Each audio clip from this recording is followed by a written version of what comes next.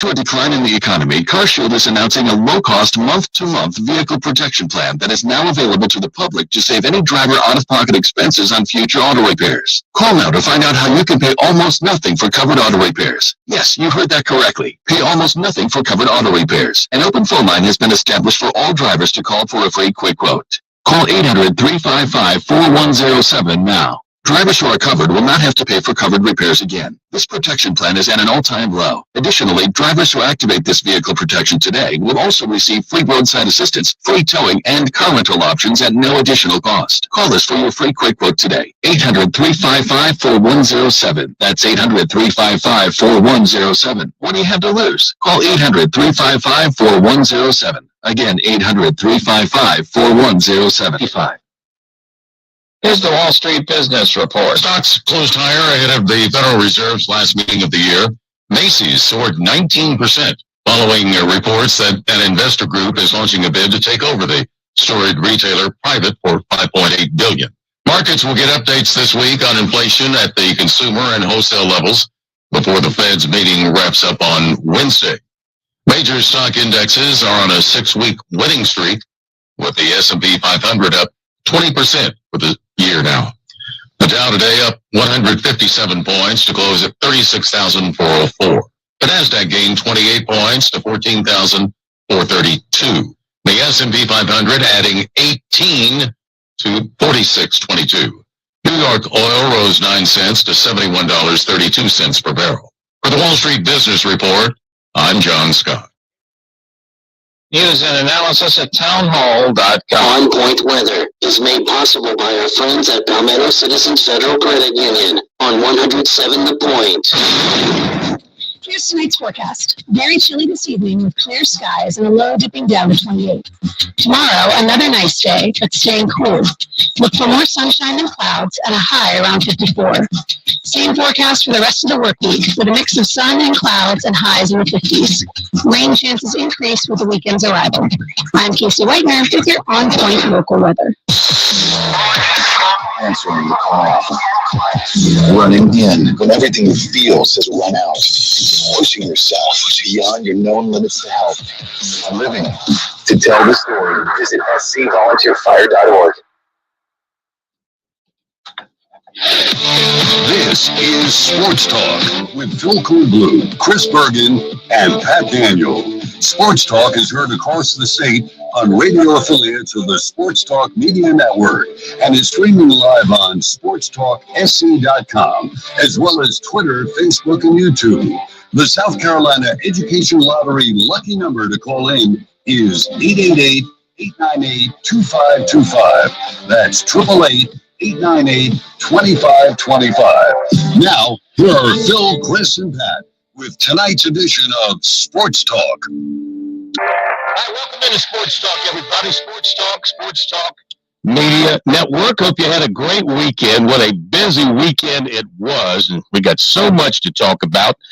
And we'll take a lot of your phone calls as we do Monday nights. 888-898-2525. South Carolina Education Lottery lucky number for you here on Sports Talk. Phil Coolblue here in Columbia. Joshua Cohen handling the producing this week because Pat Daniel had the nerve to go on vacation. So he is off on vacation. I think it's a work-related vacation, but vacation nonetheless. And Chris Bergen with us from the Bergie Palace, and he has the nerve to go on vacation next week. But not just vacation. Going to just a vacation. Hawaii. Have you already bought your, everything that you need to go to Hawaii? All the things that's required to go to Hawaii? I hope so. I hope we have them on hand. Probably have to get some sunscreen. I haven't had to use that in a while. I did get my first email from somebody in Hawaii today regarding they have a luau plan for the two teams and then everybody else who wants to go. I guess it's on the 20th of next week. So got some details on that, which was kind of cool. I never had an email that opened up and said aloha before, so that was kind of fun. Yeah, really looking forward to next week. How many days will the team be out there? They are leaving on the 18th and then coming back right after the game on the 23rd. All right. So what's that, 5, 18, 19, 20, 21, 6 days, I guess. Sounds like All fun. told. Well, us little people, we will be back here, and we'll be trying to keep the lights on for you and make sure that the show continues to move forward. All right, what a weekend. What a weekend. Going back to Friday night, Furman, man, what an effort they put forth out there at Montana. Clay Hendricks is going to be with us at 7:30. And they just did a great job. They just couldn't finish. What a gutsy call. Too bad they couldn't run the play, but a gutsy call to go for two after that touchdown. He was ready to end it right then and there. Maybe he sensed that overtime was not going to be in their best interest. No, and you can go back and forth with this. I remember Clinton High School following them for many, many years. Normally their philosophy was always in high school football, if you've got a chance to win it, go for it, go for two, in the game right there. We're not going any further. We're not going to overtime. If this is the first overtime, we've got a chance to end it. Let's end it now. And I think that's what Clay Hendricks did. You've got to tip your cap to him. I wish they'd have been able to run the play instead of having a penalty that sort of forced their hand to kick it. And then in overtime, just couldn't make that final play they needed to extend it. But the guts that they had, Phil, to come back after giving up an opening kickoff return for a touchdown, very first play of the game, and then they drive 75 yards on their first possession in 4 plays to tie it. And you and I had chatted on Friday about first team to 21 probably would win the game. At that point in time, I was thinking first team to 70 because these were two of the best defenses in the country, and they settled in and started to play much better on both sides. And I just hated it ended for Furman, and you just wonder, had they not lost to Wofford and that game was in Greenville as opposed to in Missoula, Montana, would that have made a difference for them? Really? Mm-hmm. You think they would have been probably the number 2 seed, wouldn't they? I think so, yeah, absolutely would have been. Yeah, because they were way up there. All right, and then, of course, Saturday we had the annual Touchstone Energy Cooperatives Bowl, number 76, down in Myrtle Beach. We had a terrific time. That game got a little testy. I mean, we had some altercations in that game, things you don't ordinarily see in an all-star game. We had some kids get a little bit out of control on the field to the point where they had to be talked to a little bit. But the action was good. Everybody had a great time. The crowd was terrific. The weather was perfect, and really enjoyed the game and enjoyed our time at the beach last week with the annual Touchstone Energy Cooperatives Bowl. And, of course, at halftime, Josiah Thompson from Dillon was named Mr. Football in South Carolina. We'll hear from him a little bit later on in the show. Richie Altman, part of our broadcast crew, did a halftime interview with him. So we'll bring that to you here during the program. As I mentioned, Clay Hendricks as well. Today, the Shrine Bowl practices got underway in Spartanburg. We'll do more on that. And also over the weekend, Clemson, now number 13 in the AP ranking. Impressive win on the road over a previously undefeated TCU team in Toronto. The Tigers are for real. They've had a number of tests. I think they've passed all the tests of realdom. This is no accident. This is no flash in the pan kind of start. They look like they've got some staying power. I would agree. And what was that stat that Tim Beret sent out? Because they jumped 11 spots, Phil. I think it's taken a while for some people to start to believe and buy into what Brad Brownell is doing, but they can play defense. They're very good on offense right now. They're executing extremely well. That 11-spot jump, according to Tim Beret in the AP poll, is the largest improvement from one poll to the next in Clemson history. Previous was 8 spots back in the mid-'80s, mid-'90s, and then the mid to late 2000s.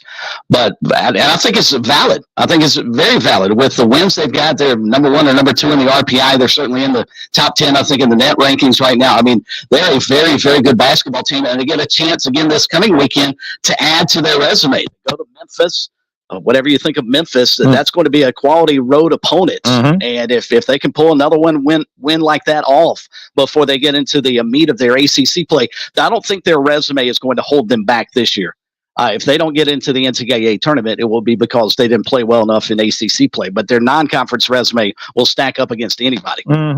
USC women remain number 1 in the AP poll, and why wouldn't they? They continue to destroy everything in their path. And of course, today we began the second week of free agency in college football. Wild and Woolly in South Carolina got commitments from 2 players who were in for official visits over the weekend. Jerome Simmons, a huge defensive tackle out of Highland Junior College in Kansas, also a native of Bamberg. He's a former Red Raider from Bamberg Earhart. Here was a guy that was not recruited at all coming out of high school, did not make the Shrine Bowl, did not make the North-South game, went to junior college to improve his football status, and he's done just that. And after visiting over the weekend, he commits to the Gamecocks this morning. He'll be signing in the spring, so not a mid-year enrollee, which will be something he'll have to overcome. And then this afternoon, Jared Brown, somebody you know extremely well, Chris, former Coastal Carolina receiver who was in over the weekend for South Carolina. He commits to the Gamecocks. So they've gotten 2 of the 10 who visited over the weekend. What do you know about Brown? Brown is going to be a nice addition, I think, to the wide receiving room. And right now, you and I could be nice additions to their wide receiving room, Phil, considering what they've lost here the past couple of weeks with both Xavier Legette announcing for the NFL draft and then, of course, Juice Wells deciding he's going to transfer. But Jared Brown, his speed alone made him to the point where Coastal could not play him. Pardon the double negative, but he had to be on the field because he was one of the fastest guys on their team, probably just behind Braden Bennett. And he's a playmaker. They tried to get him the football any way possible, whether it be to hand it off to him on a sweep, throw it to him, and just see how far he could run down the field. He's a guy that can stretch the field for South Carolina. And I think that probably won't get the same ballyhoo that if they get Rocket Sanders, and for a lot of reasons. But I think that's going to be a nice pickup by Shane Beamer and his team. Yeah, some of the Gamecock message board folks thought that when Beamer sent out his second welcome home commitment alert today, the one from yesterday, then one today, they thought, words started passing through the message boards that it was going to be Raheem Rocket Sanders, but not yet. I mean, they might eventually get him. Who knows? He's a prized commodity out there, and he's going to be costly. He's going to take a big chunk out of somebody's NIL budget.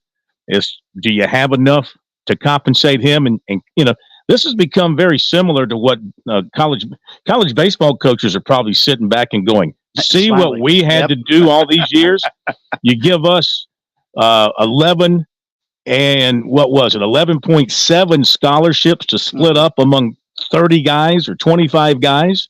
And now you see you've got, you don't have an infinite amount of NIL money, but whatever you've got to split it up and make sure the best get the most to try to get them. And then you got to try to keep everybody else happy. But what's puzzling is when you got a guy like Mario Anderson, all right, who emerged this year as your top running back, and now he's in free agency, and he tweeted out today that he's choosing between Oklahoma, Southern Cal, University of California, and Memphis. Don't know what Memphis is doing in there.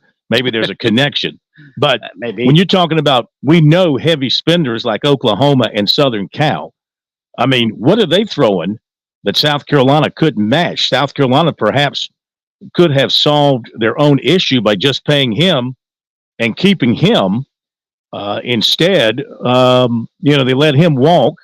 Now they're probably going to have to spend more on Raheem Sanders, I would say. I would say Rocket Sanders demands a lot more from an NIL market than Mario Anderson does.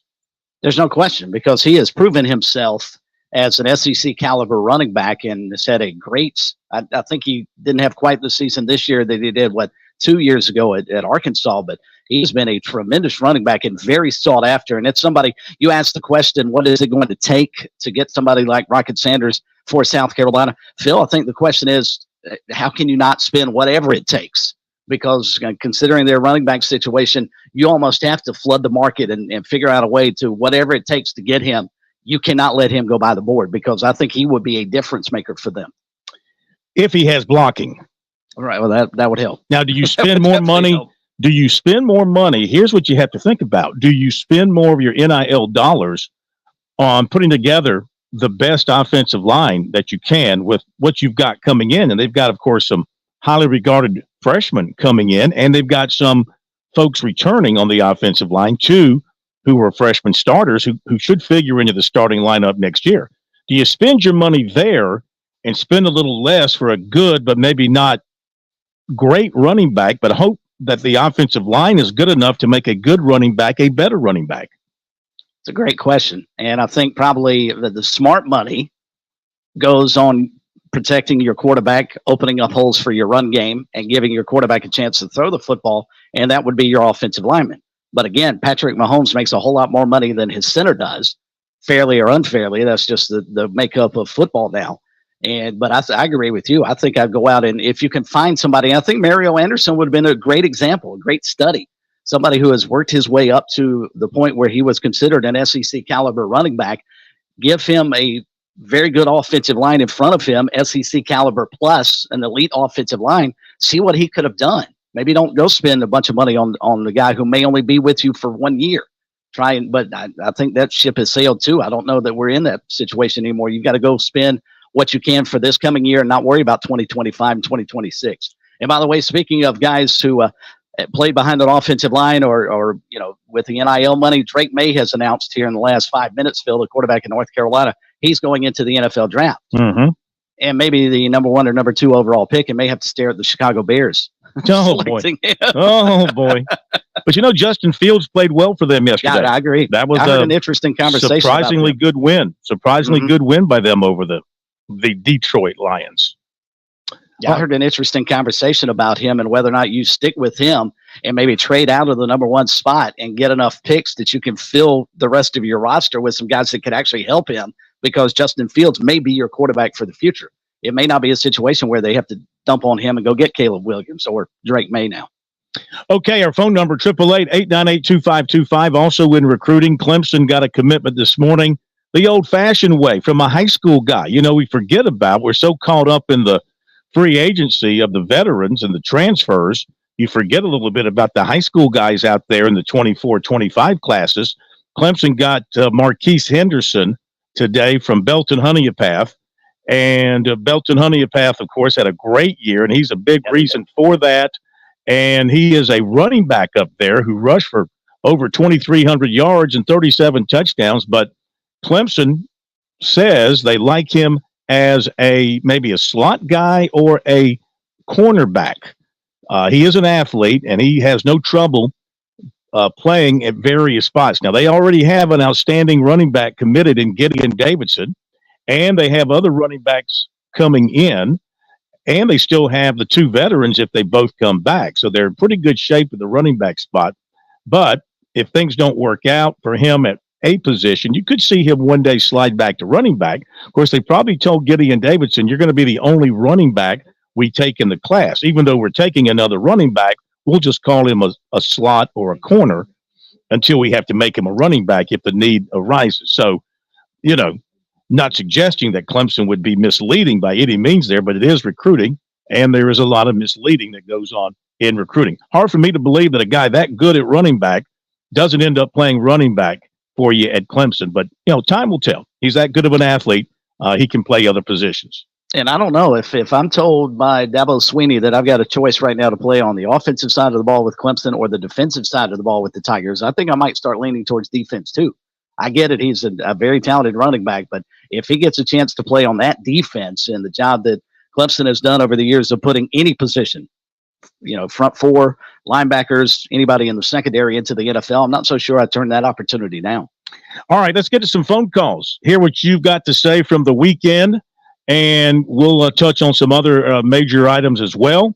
And, of course, a complete recruiting report coming up, too. Phone number, 888-898-2525. That is the South Carolina Education Lottery lucky number for you here on Sports Talk. So let's get it rolling on the phone lines. And first up is going to be, I don't know what BM from Simpsonville? Burn. It should be Burn, yeah. Burn or Vern? Oh. Vern from Bishopville, not Burn from Simpsonville. It's Vern. See, I have to interpret your writing, and you have to interpret Vern's English. Yeah. Vern from Bishopville. Well, listen, I couldn't hear very well. Vern, what's going on? Oh, hi. How you doing? How y'all doing? We're doing fine. Vern. Yes. What I figure is going on is stuff at USC. It's stuff at the football team. Mm-hmm. Because the way I see it is stuff. I heard somebody say last week that the head coach was going to put the players off the team, but he didn't put off Juice Wells and and Mario Anderson and Nico Blake. I bet you didn't ask them to leave, but they left anyway, didn't it? They did. Yeah. You know why? You know why all the players and stuff leaving? Why is that? Not satisfied with huh? Why is that? Because they're not satisfied with what the head coach is doing. And so his philosophy, his vision, is not what they think they'll be winners and stuff like that. I mean, I'm gonna just be honest. Yeah. And so, what do you think? What do you think the vision is? The vision is to go out there and stuff like that. You work real hard and stuff, and then when time to play, he go up there, he choose all the other players to play and stuff like that, and the guys on the team already say, well, just like Omega Blake, every time I hear he gonna be on the starter, he gonna be a starter, he one of the best wide receivers on the team. That didn't happen. Those young guys and stuff, they're not crazy. You know it didn't happen. You used to hear the same thing about Omega Blake, didn't you? Of course you did. But anyway, and something like that, he's using the same path. You remember Willie Muschamp? You remember him, right? I recall him. Yeah. Yeah. And Beamer using that same path. He already writing his ticket out the door. But, that is me saying it. But, hey, I'm pretty good at predicting the future. Y'all be blessed and stuff. I hope all of them good luck, all the players, because they got the worst coaching staff in the SEC. Beamer and his staff. Bye-bye. Okay, Vern. Okay. All right. Bye. Thank you, Vern. Appreciate that. 888-898-2525. There's only one way to counter the negativism. The same thing. There's only one way to counter the negativism of Vern on the Gamecocks, and that is to counter with Gamecock Larry. All right, Gamecock Larry, welcome in. Hope you're doing well. Gamecock Larry, are you there, sir? Yes, sir. Hello, yes, sir. Gamecock Larry, man, from wherever you're from. You don't know what in the world you're talking about. Talking about the worst coaching staff. I'm going to tell you something, Vern. If you got any problems or you want to talk about my coaching staff, you call Phil, get my number, and you call Gamecock Larry. I'm waiting on you to call me, Vern, from Simpsonville. But now let's get through with it. I'm just getting my senses back, Mr. Phil. Yeah, you sound good. You sound good. Yes, sir. I am fired up. And Vern from Simpsonville doesn't get him fired up. It's Bishopville. I don't care where he's from. Give him my number. I don't care where he's from. All right, let me give him the number. Hang on. The number, Vern, is 1-800-CALL-LARRY. 1-800-CALL Larry. Now, Mr. Phil, I got to talk to you a little bit about. I've been out of it for the last couple of weeks. I'll admit, I might have called you, I might have done it, but I don't remember the Clemson game. But I've always said Clemson was about a year ahead of us in talent in basketball. But what I understand and what I listen, what I got every people talking about, we give you all that game. Y'all ain't that good. Yeah, y'all are pretty good. But we gave you that game. We should have whipped you by at least 10 points. But let me see what else I got. Boy, I feel, Vern, you done got me fired up. Cool. This is... wake up and shine, Vern. You got Gamecock Larry on the line. I love all y'all. Feel good. I'm getting back to my old stuff. Love all y'all. Yes, Talk you to are. You later. Thank you, Larry. Man. Thank you, Larry. Thank you. Chris, I don't know what they gave him over the weekend, but they need to share it with the rest of the population. That stuff's good. Maybe a situation where he didn't have to worry about his football team over the weekend. So, and both his basketball teams picked up nice wins, especially the men. You referenced Clemson with their good win on the road against TCU. But South Carolina had a nice win too at ECU. So, I mean, it's fun actually talking about good basketball teams here in our state on both sides of the coin. All right, continue with your phone calls. 888-898-2525. Couple lines are now open, so feel free to jump up and grab as we go to Bruce in Mizzou. Bruce, welcome into Sports Talk. How are you? I'm doing fine, Phil. Thanks for taking my call, and it was great to hear Larry's voice. Yeah, he sounds good. He sounds good. Been. I was a little worried about him last week, but he's bounced back. Oh, I heard him last week. It was terrible. Anyway, glad he's back. Anyway, I'm just tired of this cornbread brain football. Cornbread brain football. Mm-hmm. All right, they're parading down the field over nothing. They don't know how to line up on the line, and they don't know how to tackle, and they don't know how to block. It's the fundamental stuff. And if you're going to play football, you got to get down to the fundamentals on how to tackle somebody, how to block somebody, how to run the ball, how to call the play, and be on the line in the right position. What happened last night was just off the chart. That was incredible. That was incredible. Mind. And he did it 3 times in that game. Mm-hmm. Yeah. And they called the last one final. To think that in the NFL, you know, as many times as they practice, you're talking about the Chiefs, right? Yeah, I'm talking about the Chiefs. Yeah. This is what I'm talking about. Yeah. He got away with it twice. And he knew what he was doing. He knew he wasn't supposed to line. A first grader knows you can't line up on the line with the ball. He's going to be offside. What is that? What is that? He did it on purpose. That's a purpose thing he did to get his little ass shown on TV. That's what it's all about. Well, he got it shown. He got it shown. That's what I'm saying. That's what he got. Exactly. But he calls the game. And he don't need to be on the field.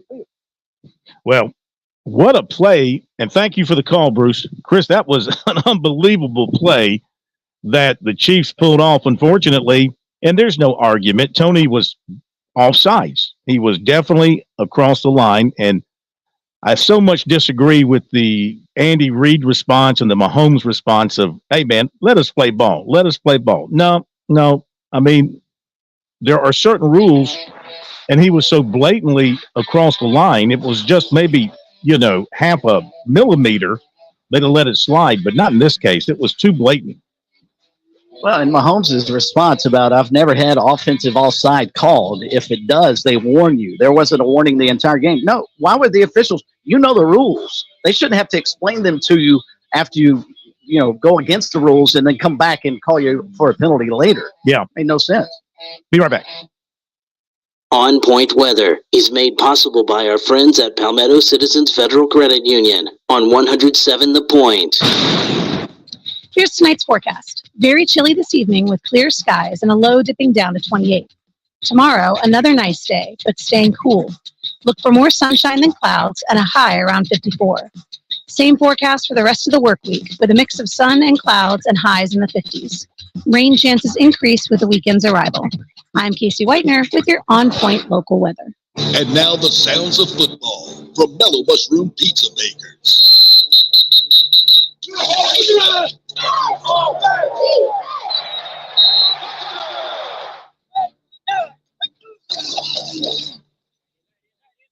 Enjoy the taste of football too with hand-tossed pies, hoagies, wings, meatballs, hot pretzels, and over 100 beers from around the world. Mellow Mushroom in the Vista and on Sunset in Lexington.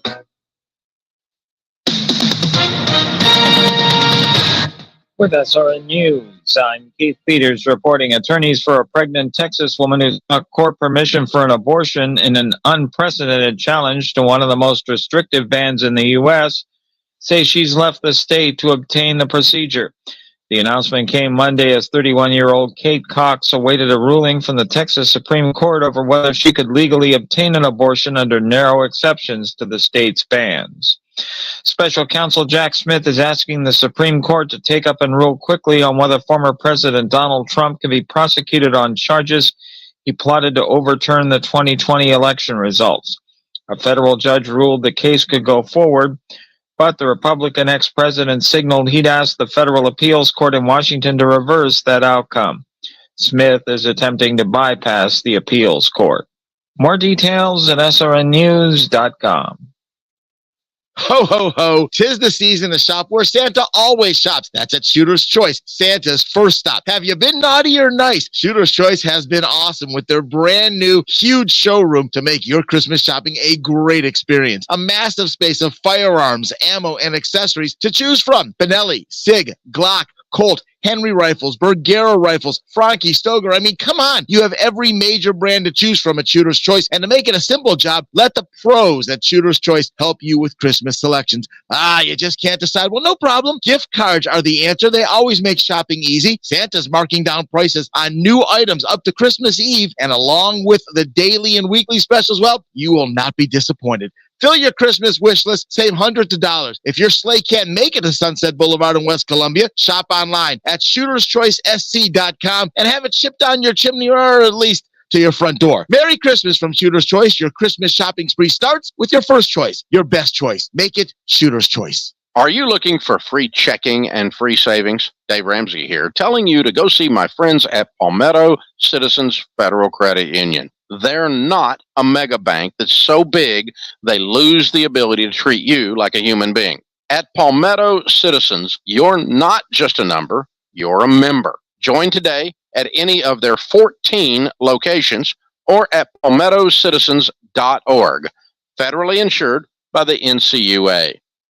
Great things don't happen all at once. Big dreams take time. And when it comes to saving for college, it's those small steps that make a difference. I'm State Treasurer Curtis Loftus. Future Scholar, South Carolina's 5-9 college savings plan is designed to be taken step by step. You can start with any amount, contributions are tax deductible, and earnings grow tax-free. So why wait? Discover the smart, easy way to save for college at futurescholar.com. Make memories this holiday season. Hi, it's Thomas and Mary Catherine from Louisiana Purchase. The best way to impress your family, office, or guests is with authentic New Orleans cuisine from Louisiana Purchase. Thomas, it's the presentation that everyone remembers. Cypress Corner has trays, linens, candles, everything you need to welcome your guests. But Mary Catherine, what are you going to put on that table? Jambalaya, gumbo, charcuterie, And dessert. From food to decor. Louisiana Purchase And Cypress Corner has what you're looking for. LouisianaPurchase.com. Have you fallen behind on your taxes and might be facing IRS penalties? Have wage garnishments, levies, or liens? Have unfiled tax returns? You want someone local and qualified. Don't fall for those national spots. Meet with me, Teresa, at Capital City Professional Services, and let me help you through your tax maze. I can help with all your tax resolution issues. There are options to get you back on track. Call Capital City Professional Service, 400-8683. That's 400-8683. All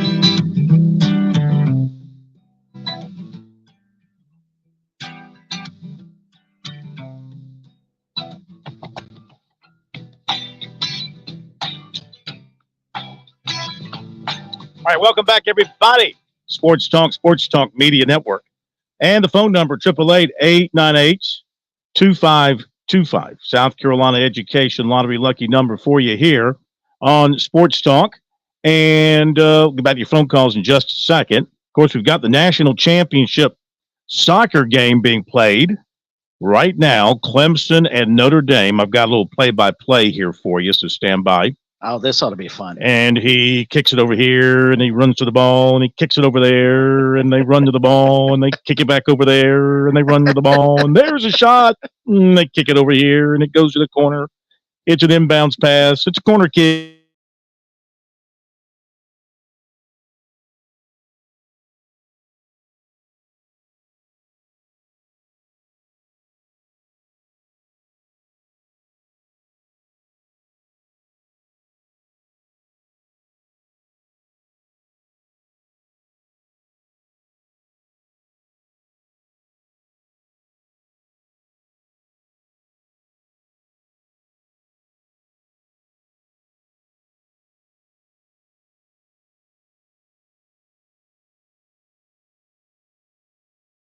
Clemson has scored.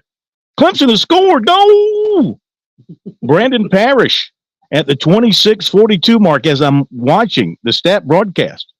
Interesting. Clemson has scored. I'm actually watching the game, and it's still 0-0. Well, you're watching. So are you you're watching a stream? Yes, I am. Oh, you'll I'm be watching behind on me the then. ESPN Plus, right? I'm sorry. So, yeah, Clemson has scored at the 26-42 mark. Oh, Brandon Parrish. So the Tigers have had 3 shots on goal to the Irish's 2. But the Tigers have the one that counts so far. So it's 1-0 Clemson, 26-42 mark of the first half.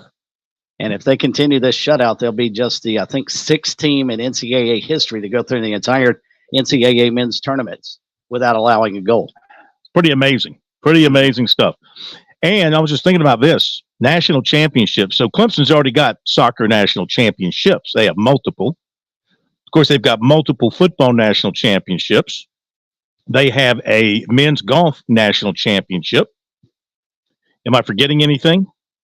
National championship-wise? Don't think so. Let me think. No baseball, no softball. No basketball. No basketball. No track and field. No rowing. They're just starting gymnastics. South Carolina, they've got baseball, multiple, and women's basketball, multiple, and women's track and field one time. Now, I think that's it, right? Am I forgetting anything? You don't count the equestrian. No, sure if that, you know what? I it. think that has to count. That's an NCAA sport. Okay. Forgot about equestrian. So give the Gamecocks an equestrian national champ. The one you're thinking about is bowling from back in the 70s when that was a club sport. Guppy Troop was America's leading bowler at that time. I think they used to bowl over in West Columbia. I think they used some lanes over in West Columbia. I don't think the Russell House had any bowling lanes in it at the time. All right, let's go back to the phones. 888-898-2525. Let's go to Keith from Camden. All right, Keith, welcome in. How are you? I'm doing great, Chris, Phil. Hope y'all are, and hope Pat is enjoying his vacation. I'm sure he is. Yeah. Look, just a quick comment. And, you step back from it and you look at what's transpired over. I think one night you were talking about the year Jackie Sherrill was hired at Mississippi State. I think they paid him $170,000, and people thought, what in the world's going on? Mm-hmm. I don't know why we're surprised. It's just money, money, money. Well, just think about this weekend alone, Keith. Think about this weekend alone, or maybe going back to Friday. You had the word that Shohei Ohtani was going to sign with the Dodgers for $700 million. Okay, $700 million.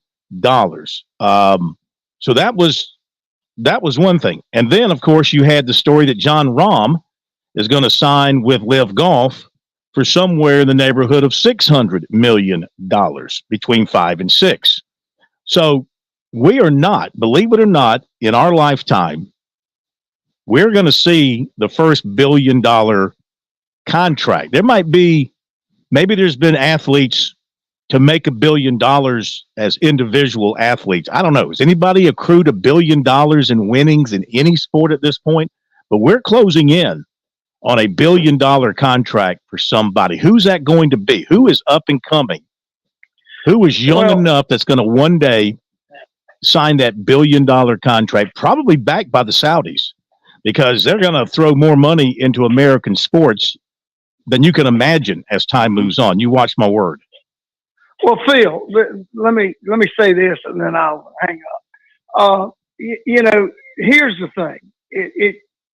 I used to be totally opposite of you and on the guys getting any type payment. But when you think about it and you look at the ridiculous salaries coaches are making, you look at the amount of money the university is making, and at the end of the day, the way I see it now, you know who's getting left behind is the fans. So we're the one getting it handed to us. Well, it's funny you should mention that.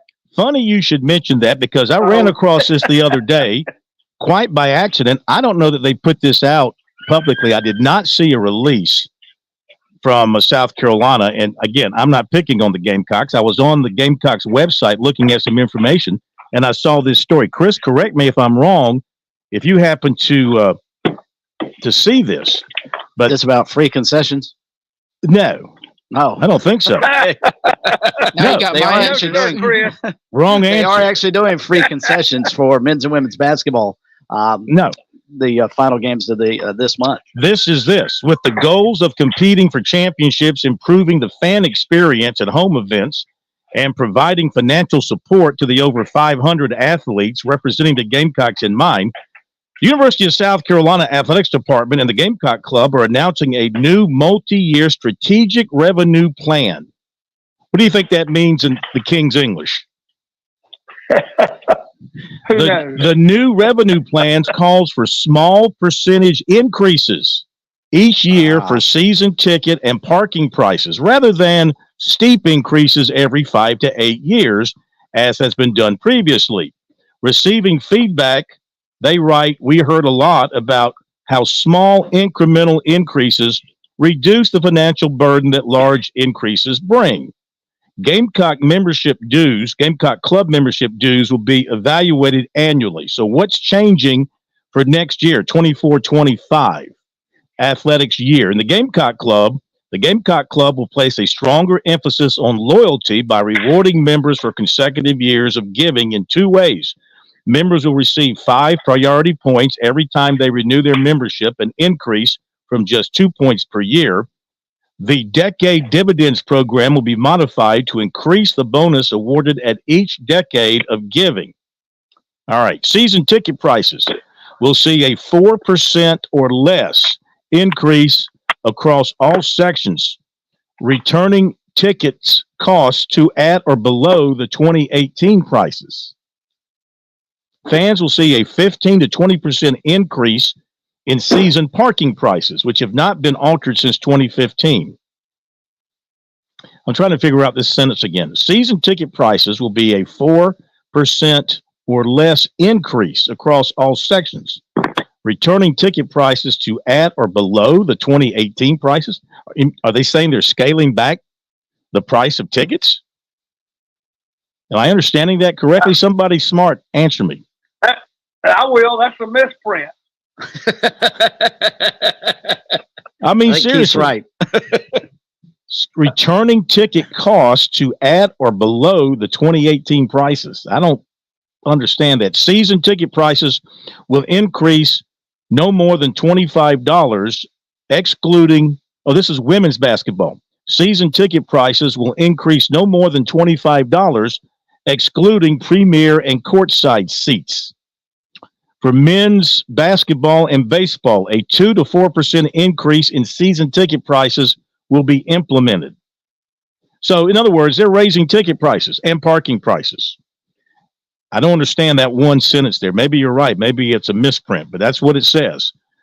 So they're raising ticket prices and parking prices, and they're asking you to give money to the NIL. Not just South Carolina. Everybody is. And I only bring this up because you made the comment about the fans and what the fans now have to pay. So, I mean, you really got to want to be a fan of an average program. Now, if you're a fan of Ohio, it's easy to be a fan of Ohio State, easy to be a fan of Michigan right now. It used to be easy to be a fan of Clemson. We'll see if they get back to that level. You know what I'm talking about? The big winning teams right now. Easy to be a fan of Alabama. You're more than happy to do that. But when your team's 5-5 or 5-7 or 7-5 or not going to the playoffs, and you're repeatedly dipping into your pocket for more and more, I mean, I can understand it getting a little bit frustrating. Phil. Yes, sir. Let's be realistic. I mean, yeah, a graduate, 38 years buying tickets and then coming to the realization, and I get it. You want, the problem,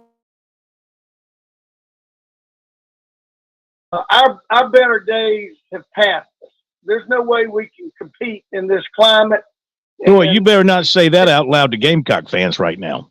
Well, don't let Shane Beamer hear you say that.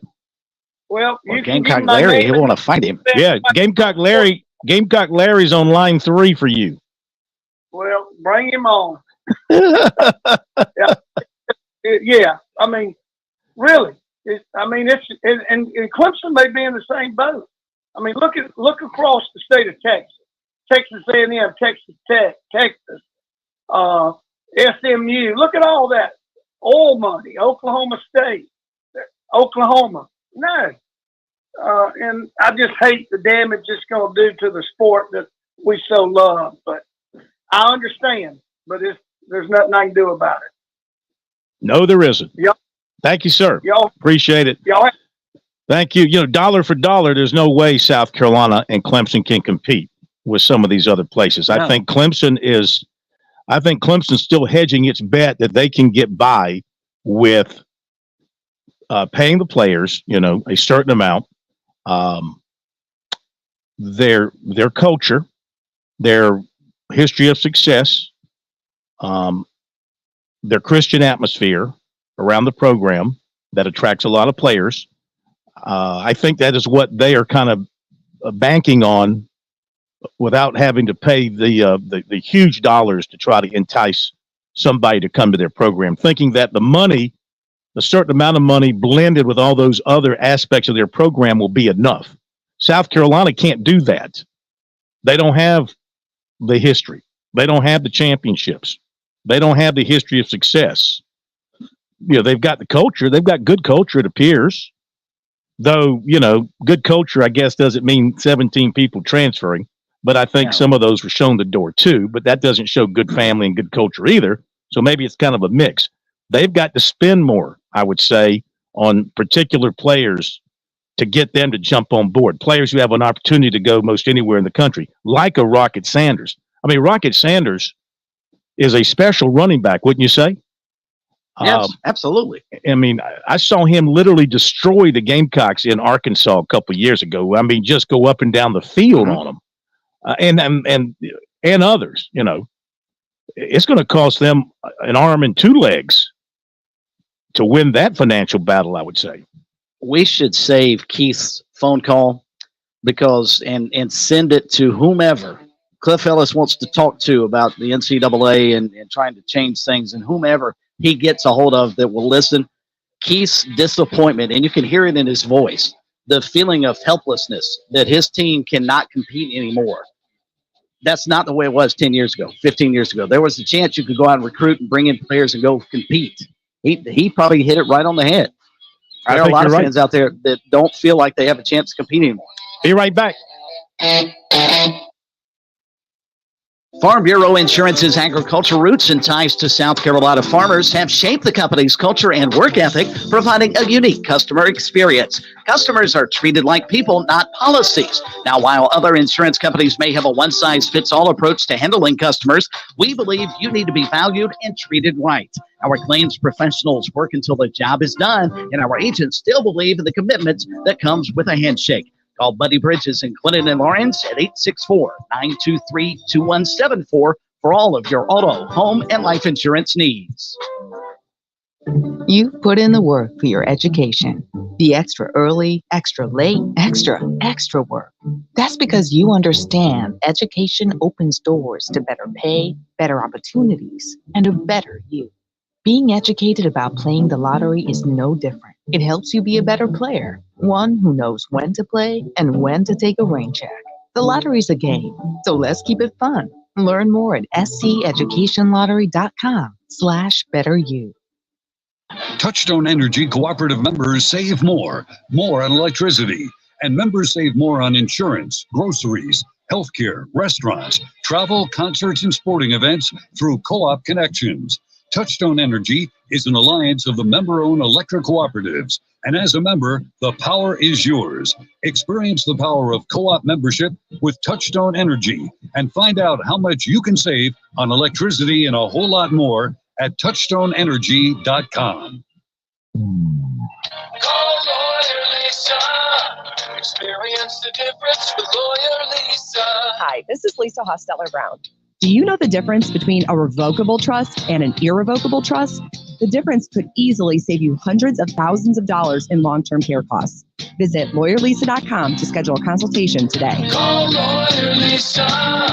Experience the difference with Lawyer Lisa. 7511 St. Andrews Road, Irmo, South Carolina. Daddy, you need a trust. George Bryant for Tsunami Bar Sports. Our inventor, David Abernathy, has always said Tsunami Bar technology allows us to take the training to the grass. Now I know through my sport of golf that natural agility can be converted to athletic ability. And why is this, Tsunami, Robbie? Transferring the training to the grass. This may be the most undervalued characteristic of the Tsunami flexible bar technology. The Tsunami bar action loads and unloads at the concentric and eccentric transition points. This is what we call reversal forces. And the Tsunami bar is the only bar and training device that I know of that can train these reversal forces adequately at speed. Hey, this is Phil Kornblut. The Tsunami Bar is a terrific training device, whether you're working on your fitness or your golf game. It's convenient, it's easy to use, and you won't feel beat up afterwards. Be sure to click on the digital ad on SportsTalkSC.com and get 5% off any order using promo code BBB5. Don't wait. Order today. Yeah, you know what it is. Black and yellow, black and yellow, black and yellow, black and yellow. Yeah, you know what it is. Black and yellow, black and yellow, black and yellow, black and yellow. Yeah, you know what it is. We are back on Sports Talk, Sports Talk Media Network. Phil Kornblut, Chris Bergen, Josh Cohen, handling the production all week, while Pat Daniel rests his tired, achy body. More calls coming up. 888-898-2525. South Carolina Education Lottery lucky number for you. We invite you to give us a phone call. Want to mention that we were at the beach last week for the Touchstone Energy Bowl North-South All-Star football game. We had a fantastic time. Saturday was it beautiful. Temperature touching about 70. Of course, the weather moved in that night and Sunday, but during the day it was awesome. We want to remind you that you can get down to the beach, too, and enjoy things along the great coast of South Carolina by calling Jimmy Smith at James Smith Real Estate. This week's probably a good week to call. Jimmy was probably in a bad mood last week. You know why he was in a bad mood last week?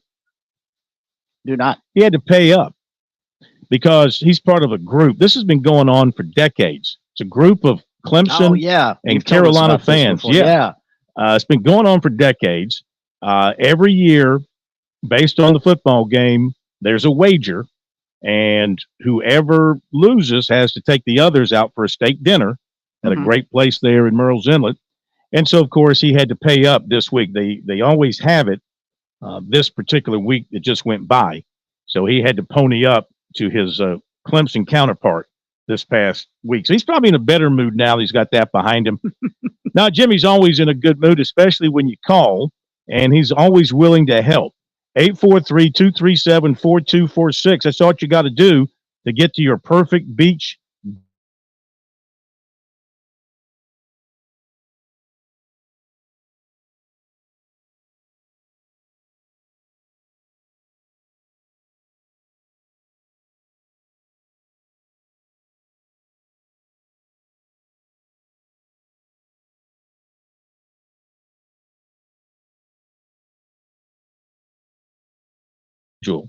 And to go along with their SEC slate, which of course is going to be tough as nails, the Clemson series, which will begin March 1st in Columbia at Founders Park. The neutral site game will be at Segra Park the next night. We've done this before. We've had Segra Park in Columbia as the middle game, and that will be the case again this season in 2024, so they won't have to travel very far. So Friday night at Founders, Saturday at Segra, and then Sunday, that game will be up at Doug Kingsmore Stadium up at Clemson. So the rest of the non-league schedule for the Gamecocks will include games against Miami of Ohio, Winthrop, Queens, Belmont, Davidson, the Citadel. Mention the series with Clemson. They'll play Gardner-Webb, Lindenwood, Georgia State, Upstate, Presbyterian, East Tennessee State, neutral site game with North Carolina, neutral site game with Georgia Southern. That'll be down in the park in North Augusta, and Winthrop. They'll go to Winthrop to play a game. Going to go to the Citadel to play a game as well. So that's the non-league schedule. We already had the SEC schedule earlier. So their schedule is now complete, and they'll start things off on February 16th at Founders Park. They can play two Sun Belt teams, but can't play the one in their own state. I do not understand that. It's just beyond me.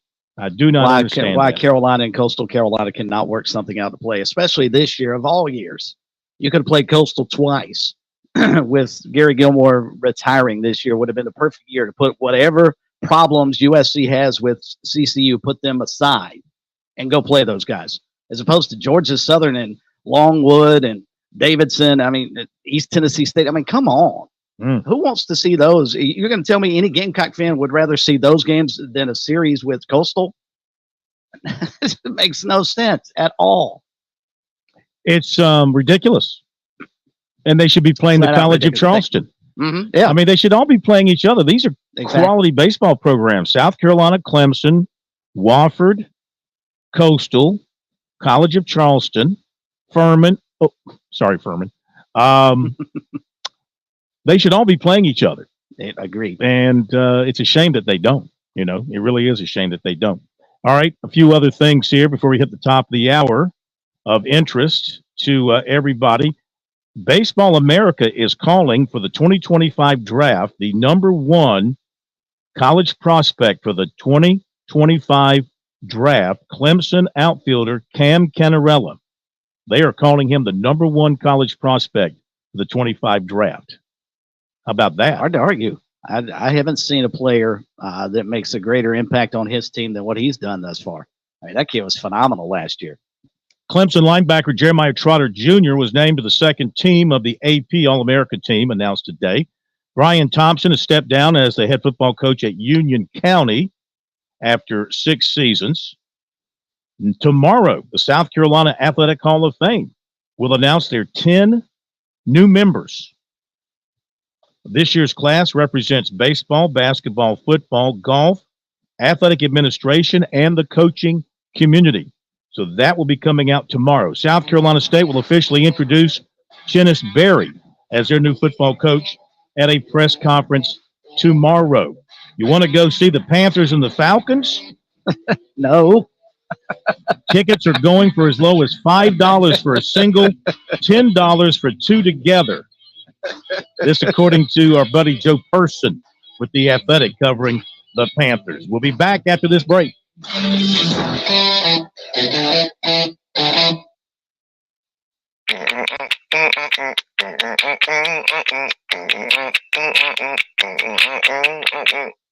Someone will be right with you. The Point. WQXL Columbia, W264DM. From the Bart Fireside Studio, the solution for keeping you warm this winter. This is 107 The Point. News this hour from townhall.com. I'm Keith Peters reporting. Ukrainian President Volodymyr Zelensky kicked off a quick visit to Washington on Monday.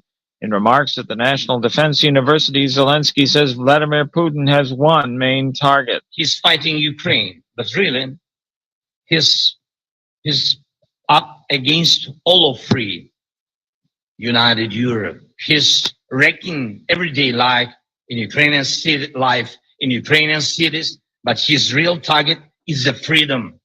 Freedom people enjoy from Warsaw to Chicago to Yokohama. He also issued a personal plea for Congress to break its deadlock and approve continued support for Ukraine.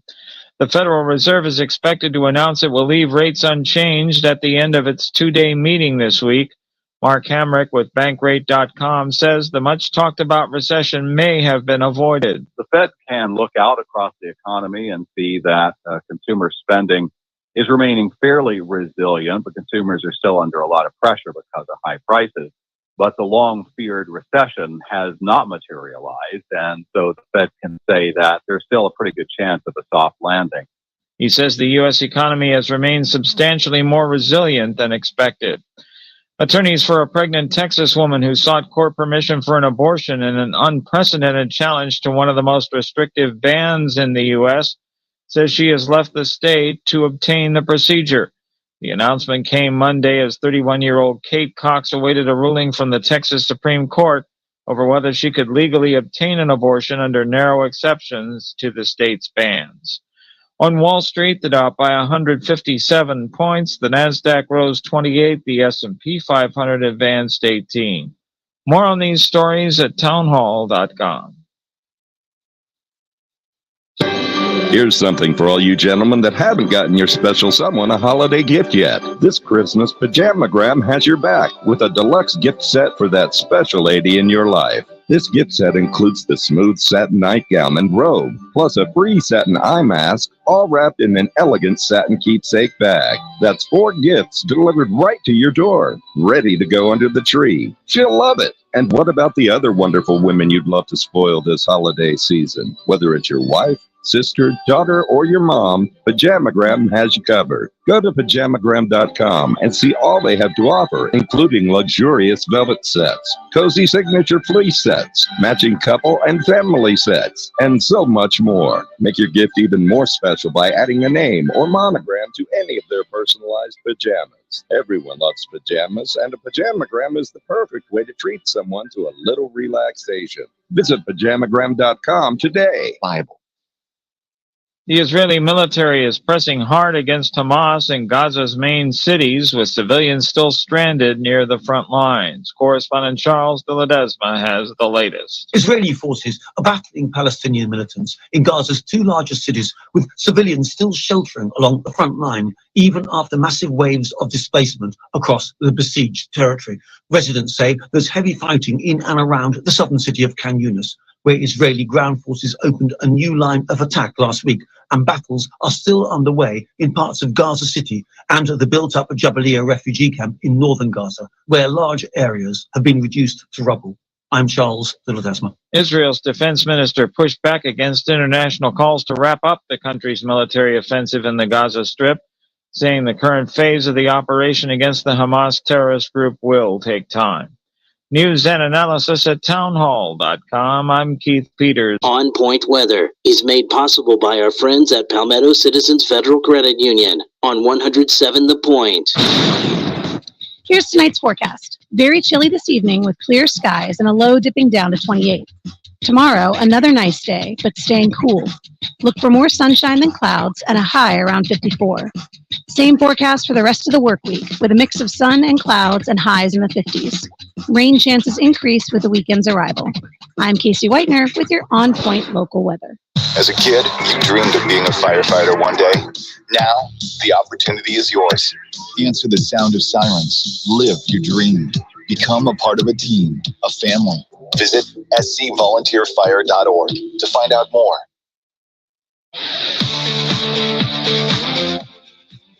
Welcome back to Sports Talk on the Sports Talk Media Network. You can reach the guys with the South Carolina Education Lottery lucky number, 888-898-2525. That's 888-898-2525. Now back to Phil, Chris, and Pat with the second hour of Sports Talk on the Sports Talk Media Network. We're back on Sports Talk Media Network. Good to have you with us. In just a moment, Shrine Bowl coach Wayne Farmer will join us from up in Spartanburg. They've put in their 2 practices today, so we'll find out from him how things went up in Spartanburg. They're at halftime. National Championship Men's College Cup, Clemson with a 1-0 lead on Notre Dame, scoring that goal in the 26th minute, as I recall, a little while ago. So 1-0 Clemson. So what kind of defense would you play here in the second half, Mr. Bergen, with a 1-0 lead? Kick it to the other end of the field, right? You just keep it away from your goal as best possible. But they don't need our instructions. They've been doing that all postseason. Teams have had a hard time scoring on them. And they're going, I mentioned this a couple of weeks ago, he's not one of your taller, more imposing figures in net, but he is athletic as they get. And he's played well for them. Well, again, they're a 9 seed, so they're kind of a long shot to be playing for the national championship, wouldn't you say? Oh, absolutely. Yeah. But they are getting it done. Speaking of getting it done, let's go up to Spartanburg. Welcome in Sandlappers coach Wayne Farmer. as the Shrine Bowl practices got underway today. A little chillier than the practices at the beach last week, but at least the weather was clear and sunny, and they could get out and run around and kind of felt like football weather, I'm sure. Let's welcome in Coach Farmer. Coach, good evening, sir. How are you? Good evening. Fine, thank you. Great to have you with us. Tell us about the first day on the practice fields with your guys. What did you see? What did you take away? Well, I thought it went really well. The first practice, I guess they were trying to kind of understand what we're trying to implement, the scheme on both sides of the ball. Start off kind of slow, just trying to put it in. Second practice went really well, really upbeat, fast. Got a little physical, what we need to see. And then picking up our verbiage, our scheme, and what we're trying to do. So second practice really looked a lot better than the first. Did your guys come and report to you like they were in pretty good shape?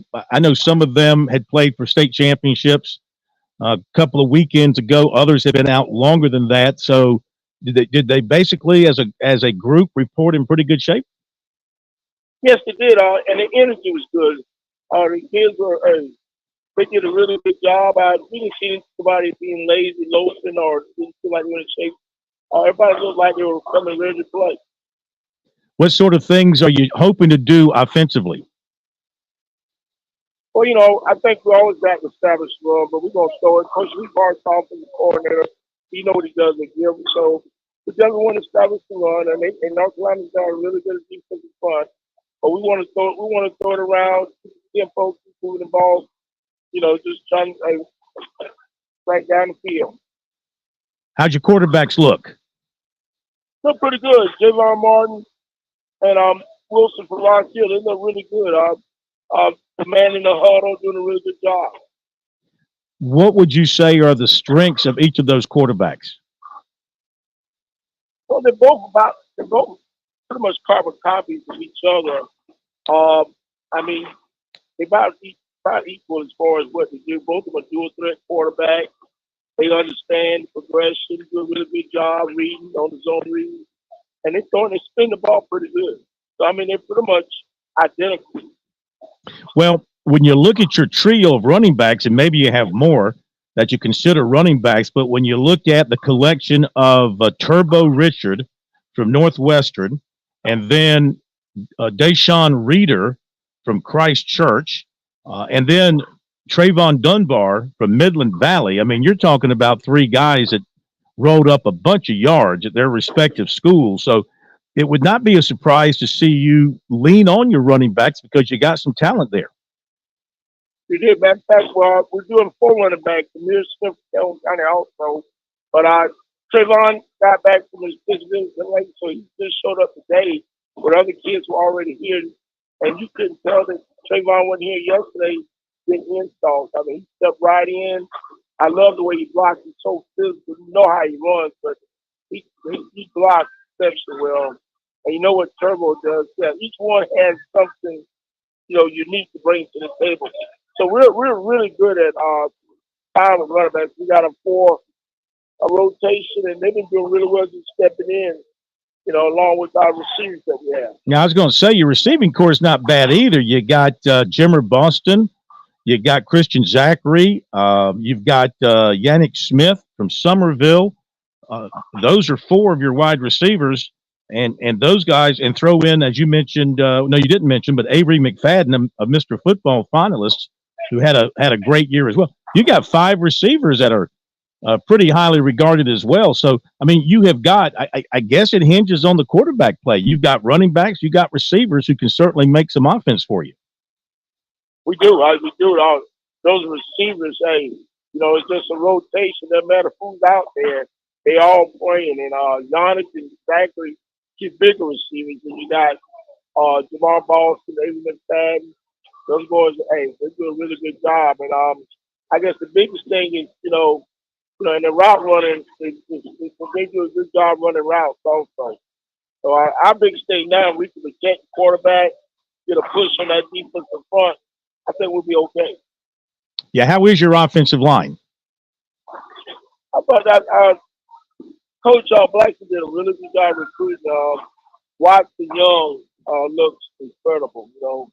Watson Young, Stokes from Hartsfield, Thompson from Dillon, two boys from Greenville, Tate from that. They look really good, really good. Understand that Cam Pringle's not able to play. Yeah, I talked to Coach Ford. He had a high ankle sprain, so he wasn't ready to go, and he plans to play in an Army game, so he chose to sit out the Sign Bowl. Were you guys able to replace him with somebody? We brought in Adrian Lamb from Buford. Adrian Lamb from Buford. Okay. Talking with Coach Wayne Farmer, head coach of the Sandlappers. Yeah, that offensive line is big and talented. What about on the defensive side, trying to match up with what will be a pretty big offensive line from the Tar Heels? Coach Flores is doing a really good job, and Coach Freeland. I thought we got a good defense. I think our old defense is 42 that we picked. I thought they did a really good job with them. We got Boyd and Fuller from Silver Buck doing exceptionally well, along with Preston and Pat from Lake City up front. Downs just got in today. Marcus Downs just got in today. And the Jaleel Jeffries, he's real quick. Gaffney, looks good. Now, Jaden Timber from White Nose, I love him. And Kevin Hunter from West Point, they're doing a really good job playing out Sam and Joseph. And our inside linebackers, Hickman and Dominion Land and Terry Grant from West Ashley. We got Omari Jackson from Sutton Hunter Path and the Juju Stevens from Strong Terminal. They do a really good job. And I back in with Stevenson, Philip Simmons, Johnson Clinton, Paul from York, Tyler Jones from Good Forest. They're doing a good job back there. One player I forgot to mention on the offensive side, I should have, is Braylon Staley at wide receiver. How can you forget him? Another guy with great skills and speed, and I imagine he can help you in the return game. Do you plan to use him in a kick return or punt return situation? Yeah, he's our deep guy in the kick return, and McFadden's like deep guy in the punt return. For those guys, and they're doing a really good job. They feel the ball well, hands are, really good, and they understand, what to do when they get the ball in the hands. How's the kicking game look to you? Coleman, friends on for James Allen, he can do it. He said, Coach, I'm going to give you 6+ seconds in the air on the front. You know what I'm saying? He said, cow. And I think, yeah, that's what he said. So he said today was about 5.5. And then we've been working on our field going PAT, been all over, the middle to the hashes, doing a really good job. And even McFadden ended up being our holder. And he never held before and did a great job today holding. So I think they did a good job. I think my school did a really good job picking the team. And there's a lot of well-deserved players that didn't make it. They probably deserve to make it. But I think the quarter that we have is, pretty good quarter representing South Carolina. Are y'all drumming up any surprises? Are you allowed to drum up any trick plays? Or does everything have to be pretty plain and by the book? Well, we got it based out of a 3-4. That's what we got to do. For the 10-yard inside, we can do whatever we want to do. Middle of the field, we can run a little bit of unbalanced. But our 3-4, we must be head up the nose and head up the tackle. So we got to have 0 and 2 forwards. And so we've been doing that. We'll probably put some stuff inside the hotel room, not really outside until it's out. Not there.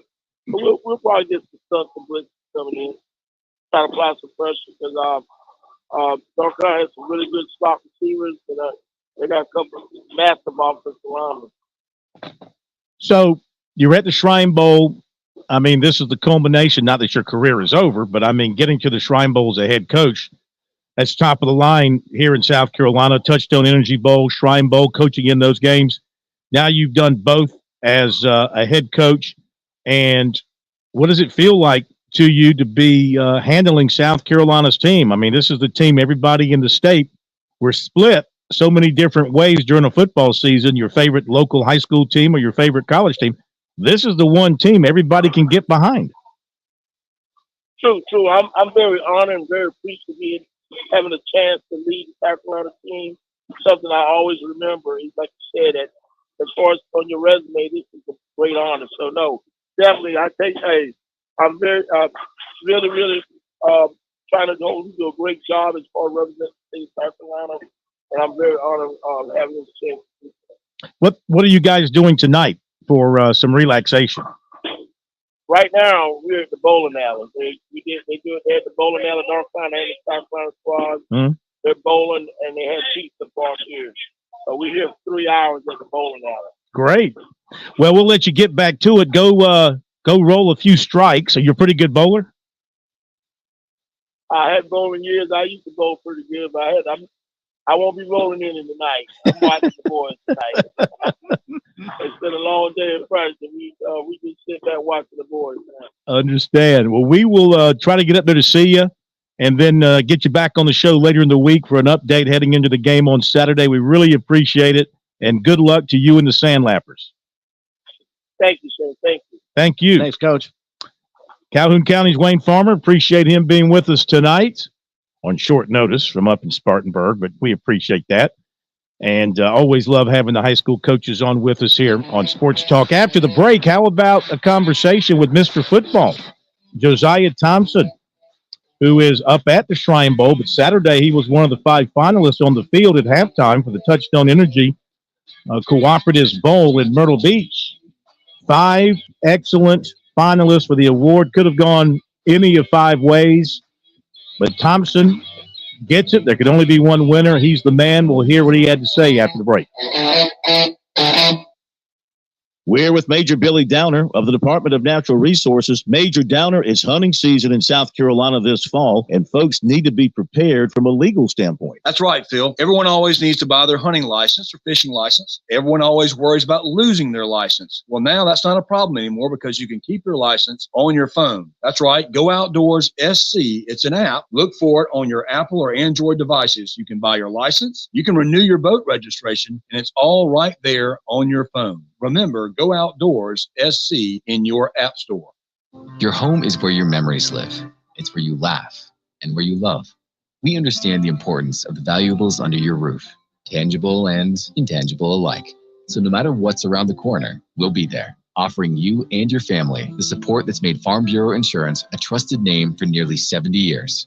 You deserve more. You deserve a promise. Learn more at scfbins.com. Call me, Alex Satterfield, at 803-749-9171 for all of your Midlands insurance needs.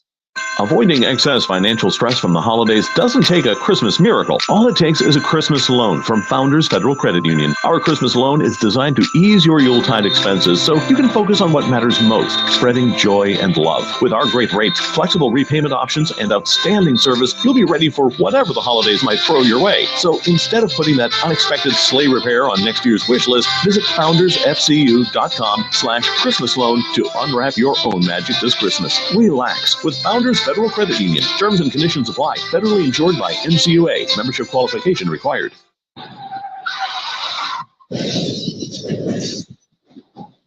I'm attorney Jim Corbett. That's the sound of a big hit on you and your car or truck. I've been an attorney for more than 30 years, helping people who get injured in car wrecks and truck wrecks. If you have serious injuries, call Jim Corbett, 803-765-2968, or email me at jim@jimcorbettattorney.com. That's CORBETT. I don't get paid unless I recover for you. Jim Corbett Attorney, for your best recovery from a big hit, 803-765-2968, or jim@jimcorbettattorney.com. South Carolina's taste buds have spoken, and they're asking for beef. There are more than 7,800 farms raising cattle from pasture to plate in the Palmetto State. So whether it's steaks on the grill before the big game, sirloin medallions plated for date night, or burgers with a family, make sure beef is a part of your playbook this football season. Smoked, grilled, and slow roasted. Find the best way to enjoy your beef at scattle.org. Beef, it's what's for dinner in South Carolina. Funded by the South Carolina Beef Council, part of the Beef Checkoff Program. The lottery is not about getting rich. It's about helping people, and it always has been. The lottery is what helped raise the Great Wall of China, build the roads of Rome, and today in South Carolina, it's what generates millions of dollars each year for scholarships like the SC Hope, Life, and Palmetto Fellows. The South Carolina Education Lottery is investing in you. Visit sceducationlottery.com/betteryou to learn more. Touchstone Energy Cooperative members save more on electricity, and members save more on insurance, groceries, healthcare, restaurants, travel, concerts, and sporting events through Co-op Connections. Touchstone Energy is an alliance of the member-owned electric cooperatives, and as a member, the power is yours. Experience the power of co-op membership with Touchstone Energy and find out how much you can save on electricity and a whole lot more at touchstoneenergy.com.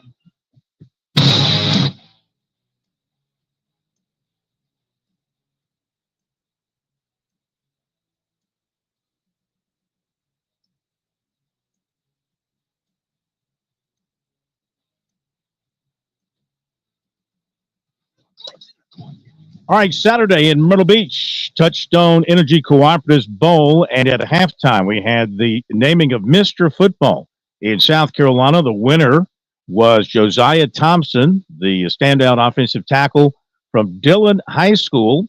Right after he was announced as the winner, Richie Altman, our sideline announcer for the broadcast, was able to grab him and talk to him for a few minutes about winning that honor. Here's that interview.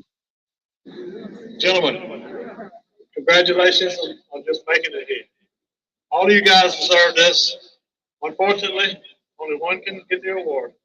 And that award goes to Josiah Thompson, Dillon High School. Congratulations, Josiah. All right, the big tackle from Dillon, Josiah Thompson, a future Gamecock, named Mr. Football in South Carolina for 2023. And this award, it's not necessarily, Coach, the best quarterback, the best offensive player, or anything like that. It's who they view as the best football player who combines all those other qualities. You know, like I said, they have criteria, and if they go by that, and I'm sure that young man fits all those, and, congratulations to him. All right, let's go down to Richie. He is with Mr. Football in South Carolina for 2023. Hey, guys, what an honor it is here to stand by Mr. Football for 2023 here as we get to talk to Josiah Thompson. What a year, man. What a career. What a time you spent at Dillon. A lot of big names come out of Dillon, and you're just adding to that list. I think of Stan the Man, and now I'm going to think about Josiah Thompson, man. What does this award mean to you, winning the Heisman version of the South Carolina High School Football League? It feels great. It's an honor. It's a blessing from the Lord. I just want to thank my family and my coaches for pushing me because I would never get this award without them. And it feels honored to be one of the many few that actually won this award in the past. And it feels great to be one of those right now and for the ones to come in the future. So I'm very grateful. When you look back at your career at Dillon and being a part of a huge program and a tradition program, I mean, when you think playoffs, Dillon's always there. State championships are always there. You guys are always setting the standard in high school football on Friday nights, man.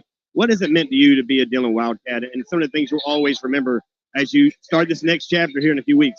Well, it means a lot to be a Dillon Wildcat. From the success that we made in the past, Dillon being Dillon Wildcat, it feels honored to be a college Dillon Wildcat. As well as going to South Carolina, I can represent my high school in the past. So it's great to be Dillon Wildcat.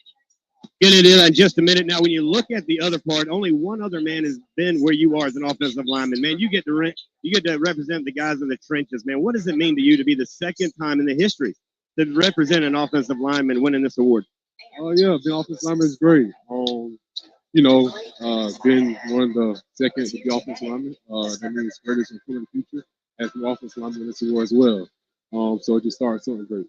Gotcha. So you've already decided you're going to University of South Carolina. You'll join Beamer and the very great Wall coming to Columbia this year. I know a lot of you were excited there. What was your decision to go to South Carolina, and what were some of the things major-wise, educational-wise, that really got you over the edge? Most players, they look at the coaches as being the atmosphere, somewhere they can feel comfortable at, a second home, really. But being in South Carolina, I can actually represent my state as being born in South Carolina. And as far as I go, I can know that I can represent my state, South Carolina. So I'm grateful to be committed to the University of South Carolina. So you'll leave here next week, another big game, your final game, playing high school football, man. Well, what goes through your emotions and just your whole body language getting into this week? Because I guess you guys will show up next week up here going to Spartanburg. Yeah, been Strongbow. I'm just getting prepared, getting ready. A lot of competition will come. Just getting prepared for that. Being Wildcat with my head coach, I can represent him and my offensive line coach. I can show what I've been coached to do, and I can show that in the Strongbow.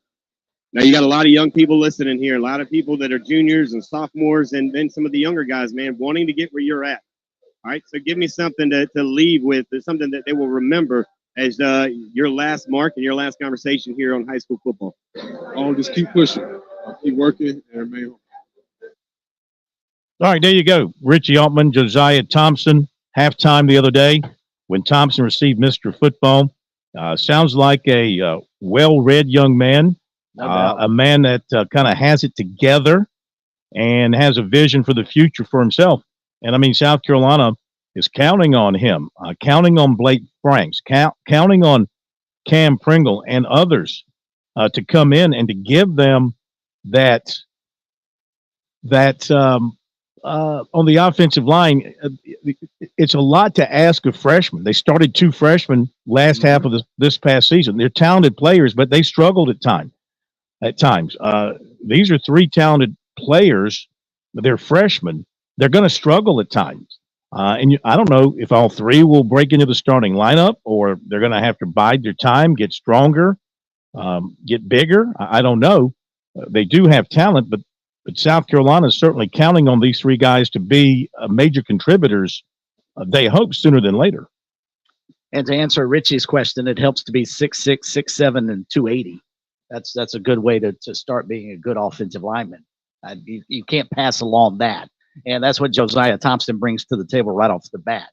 They can work on his technique, and having seen him play, he's got pretty good technique, even for a high schooler when he doesn't necessarily have to, because he can basically just throw kids out of the way. Mm-hmm. But when you're 6'6", 6'7", whatever they're going to list him as, and up near 300 pounds as a high schooler, and then you shape that off with a college weight room workout regimen, I mean, he's got all the tools. They just have to fit him in and plug him where they need him. And they desperately, as you mentioned, Phil, they're going to need him to play next year. I don't think there's any way around that.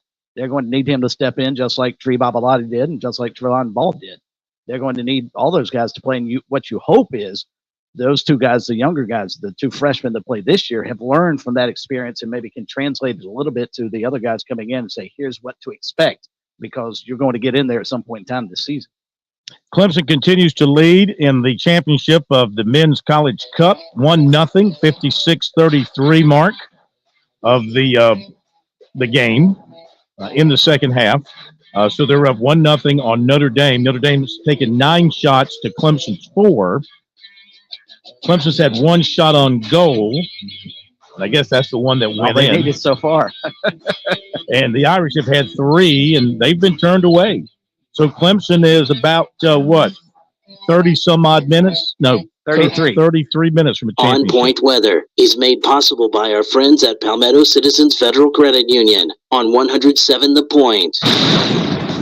Here's tonight's forecast. Very chilly this evening with clear skies and a low dipping down to 28. Tomorrow, another nice day, but staying cool. Look for more sunshine than clouds and a high around 54. Same forecast for the rest of the work week with a mix of sun and clouds and highs in the 50s. Rain chances increase with the weekend's arrival. I'm Casey Whitener with your On Point local weather. Hey y'all, my name's Ted from Flight Deck Restaurant. With the holidays approaching, people are looking for places to hold large parties. Flight Deck Restaurant has what you need. We have 4 different rooms that can accommodate groups from 12 all the way to 120 people. As long as you eat dinner with us, Flight Deck does not charge a rental fee for the room. Flight Deck Restaurant can accommodate wedding receptions, rehearsal dinners, Christmas parties, birthday parties, anniversary parties, civic organizations that need to have a regular place to meet. Flight Deck Restaurant is a full-service restaurant and we can provide audio-visual equipment. Please consider Flight Deck Restaurant in Lexington. Thanks y'all and God bless. With SRN News, I'm Keith Peters reporting 3 Chilean nationals have been arrested in connection with a series of burglaries of mansions and other high-end homes in suburban Detroit and across Michigan. Michigan Attorney General Dana Nessel announced the charges Monday and said the 3 are suspected of 8 break-ins after they arrived in the Detroit area on a February 1st flight from Los Angeles. Nessel called them part of an international crime ring. With inflation edging closer to the Federal Reserve's 2% target, its policymakers are facing, and in some cases fueling, hopes that they'll make a decisive shift in policy and cut interest rates next year, possibly as soon as spring. Such a move would reduce borrowing costs across the economy, making mortgages, auto loans, and business borrowing less expensive. On Wall Street, the Dow by 157 points. This is SRN News. I sure like to brag about good local businesses. Franklin Plumbing and Drain Cleaning is a great local biz. Josh and his team stress customer service as their top priority. Franklin Plumbing and Drain Cleaning came out to my house. I had a toilet that wasn't working right, a garbage disposal that died. They came out right on time, told me everything they were going to do, and explained the price of each repair before even bringing in the tools. I knew exactly what I was getting and exactly what it would cost. Their prices are fair. Their team is courteous and professional. Plus, they did a great job fixing what needed fixing in my home. I am very careful about making any recommendations, and I'm thrilled and confident to suggest you call Franklin Plumbing and Drain Cleaning for any plumbing needs. If it's a repair or to replace something, if it's that tankless water heater that you've always wanted to give you that endless hot water and save you some money. They unclog drain and sewer lines and so much more. Online, you'll find them at franklinplumbing.sc.com, or just give Josh and those great folks a phone call, 799-2222. That's 799-2222, and tell them you heard about them from here at The Point. Have you ever walked in and looked at how beautiful a Lexington Discount Homes manufactured home really is? For more than 35 years, Lexington Discount Homes has helped families find home ownership with phenomenal customer service and a selection that fits your needs and your wallet. They have a huge variety of homes and prices. Come by and visit us at 1847 Augusta Highway or take a virtual tour online at lexingtondiscounthomes.com. That's lexingtondiscounthomes.com. Your biggest fear when calling for services on your AC or heat at the house is getting ripped off. Unfortunately, it does happen. It won't with Sweet Comfort Services. Jeremy and his team take pride in offering free, no obligation estimates. He encourages you to compare Sweet's prices versus others. They're dependable and local. Online, it's sweethvac.com or call Sweet's Comfort Services HVAC at 803-331-8143. Hey, honey, do you remember if Dad took his meds this morning? You know, I'm not sure. He isn't either. Keeping up with his meds is overwhelming. You know, True Pharmacy packages medication. They showed me a sample, and it even separates them by date and time of day. Something like that would be really helpful for Dad and for me. Even better, it's free, just for being their customer. True Pharmacy, 1628 Charleston Highway and 3217 Devine Street, or TrueRxSC.com. Hey, it's Jay with the Cigar Militia, Columbia's premium cigar store. I am here to help you. How hard is it to come up with some gift ideas for Dad? Well, first get Mom's permission and then stop by and see us. And we don't just have cigars, we have all the accessories, lighters, cutters, ashtrays. Come in and check out our huge humidor. And did I mention we also have very comfortable leather chairs that you can sit in while you enjoy your cigar or pipe? We're at 1410 Colonial Life Boulevard.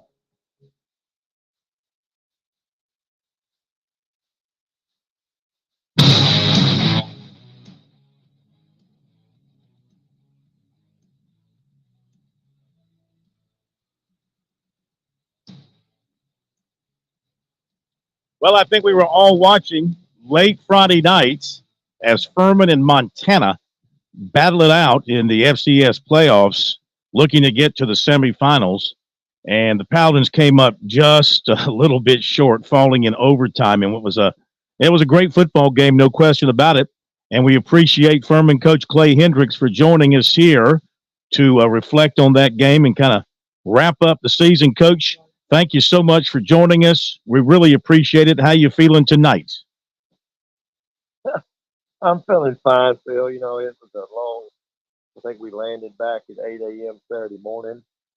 You know, certainly disappointed with the outcome of the game, but we had a great year. And, you know, just they made one more play than we did, you know, at the end of the day. And, you know, in kind of an unbelievable environment. Never been part of anything like that in FCS. And, I hesitate even saying this, but almost comparable to going to Columbia to play in front of that crowd. It's just unlike any place in the FCS, you know, and they got educated fans that know when to yell, and you know, I actually thought in cases it was louder. But we managed that well. We just didn't quite make enough plays.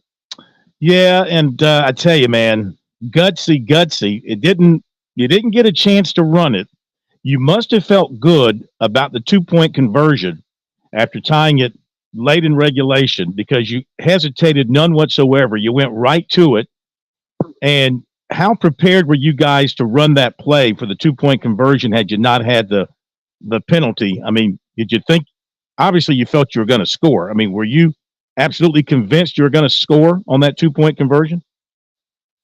Well, I'm not sure you're absolutely convinced anytime. But, it's something we talked about even early in the fourth quarter. I just told them, have what we like. We practiced it a lot. And we practiced a lot throughout the year. We have a couple different ones we use. And I just, been 4 minutes going the game, I wouldn't have done it. I just think the way it played out, you had a chance in that environment to win it on one play. And I also didn't get to run it. I told somebody, I think the one regret, I had a fake field goal and I wish I'd run it on the extra point. But what were you going to run? What was the play? What was the play supposed to be? It was a little double pass. We threw the pass backwards. And it just quite never got to us. It was hard to tell. They were going. They looked like they stayed on the first guy you're looking at. They had locked and were playing man on him. The guy did not come off immediately. I don't know if he actually saw the ball thrown or not, but I tell you what was interesting. Tyler, I don't know. Tyler wasn't close to 100%. I mean, I don't feel you were here the week before at Chattanooga. Mm-hmm. If you'd seen him, and he played well in that game, but he just, that was the biggest thing. We just weren't able to get him healthy. And then, Don Roberto really didn't play. We used him in some third down stuff to block. We had two of our backs. We carried 4 guys, and 2 of them weren't able to go. So we had some challenges, a little bit from that standpoint. And, you certainly maybe try to use Tyler's speed a little bit more in certain situations, but it's something we'd practice. We felt good about. Just never got to run it. Yes, sir. Clay Hendricks, head football coach at Furman, with us here tonight on Sports Talk. And Coach, I thought right after the initial shockwave sort of wore off with their touchdown, and then you guys answered with a quick touchdown, your defense settled in, and I thought played pretty well. But how disappointed were you in the special teams? Because that certainly seemed to be the difference in the ball game. You had not given up a kickoff return in Furman program since 2015 for a touchdown. Not only did they get the opening kickoff for a touchdown, they also run a punt back for a score. Those clearly were big plays, weren't they? Oh yeah, obviously they were. I mean, that was we've been great special teams all year, and it really kind of interesting. I guess I'm not afraid to say it. On that particular kickoff, first of all, we're a kick it deep left kind of team, and our kid's got almost 70 touchbacks, and what he does, he kicks it short and in the middle, and you got to be able to adjust, and we practice adjusting, but we put it in a bad spot. But if you'll watch the tape and you watch the clip, there are no less than 4 illegal blocks right at the point of where the guy hit the point. I've never seen, and I just say this, I've never seen anything like it. It got totally, nobody called. I mean, watch the tape. It's the darndest thing I've ever seen. And don't think I haven't addressed it with the proper people, but there's nothing I can do about it now. He took out 3 of our guys with one guy, and there's 4 illegal blocks at the point of attack, and so I'm sitting there going, yeah, we should have tackled him, but I guess we should have. Other than that, really, you want to go back and say, well, we didn't do this well. Well, we did kind of what we coached them to do. And there were no calls. And then the punt, I don't know, we hit a great punt. We'd gotten back there. We hit a great punt. And I don't know, a couple of those were close. I'd have a hard time. They're probably blocked from the side where a couple of guys didn't see him. And then even then we had a chance to get him on the ground, and we just didn't. And I mean, really, that was the difference in the game. We were held 14 points there. We scored 28 points on offense, even with some of the challenges we had. But the kickoff, I tell somebody, go watch it. Go watch it up close. And I'm not sure I've ever seen that many at one point. and somebody done, there's 7 officials, which I wasn't happy about because, we played with an 8-man crew all year and they give us a 7-man crew.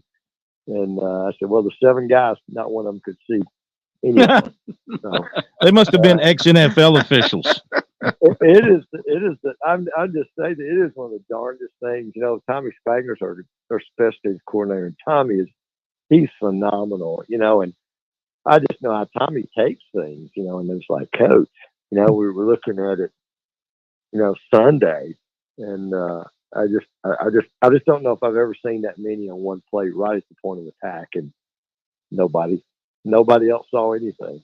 So, their kid made a good play, but it was kind of an odd play. If you watch it, you notice he popped through there and there was nobody back there at all other than a kicker, which wasn't going to be a good matchup. But no, that wasn't great. But we, 3 plays later, the game's 7-7, so or 4 plays later, we answered, and, our kids just battled. Like I said, it's really a unique environment at our level.